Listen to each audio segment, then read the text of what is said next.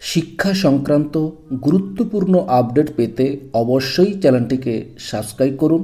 পাশে থাকা বেল আইকনটিতে অবশ্যই ক্লিক করুন। নমস্কার, আমি শুভেন্দু। আমার ছোট্ট চ্যানেলে আপনাকে স্বাগত।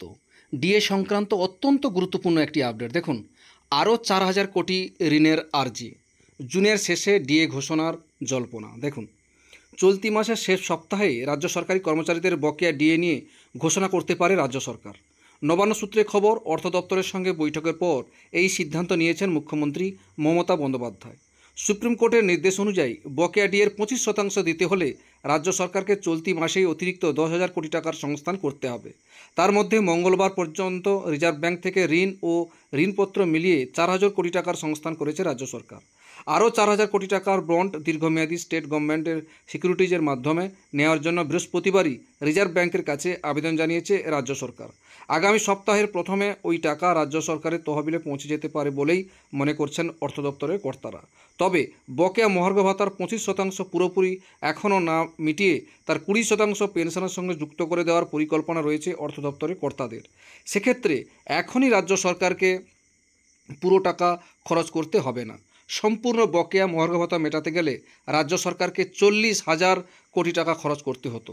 সুপ্রিম কোর্টের অন্তর্বর্তী নির্দেশে ওই বকেয়ার 25% জুন মাসের মধ্যে মিটে দিতে বলা হয়েছে। ফলে 10,000 কোটি টাকা রাজ্য সরকারকে অবিলম্বেই দিতে হবে। কিন্তু এই মুহূর্তে রাজ্য সরকারের যে আর্থিক পরিস্থিতি, তাতে 8,000 কোটি টাকা ঋণ ও ঋণপত্র নিয়ে জোগাড় করতে হচ্ছে।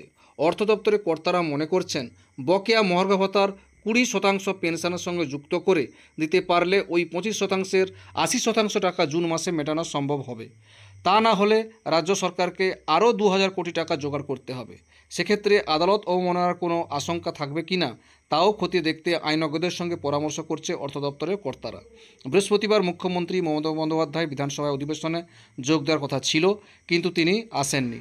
চলতি সপ্তাহের মধ্যেই বকেয়া মহার্ঘ ভাতা সংস্থান করতে অর্থ দপ্তরের কর্তাদের সঙ্গে দফায় দফায় বৈঠক করছেন মুখ্যমন্ত্রী।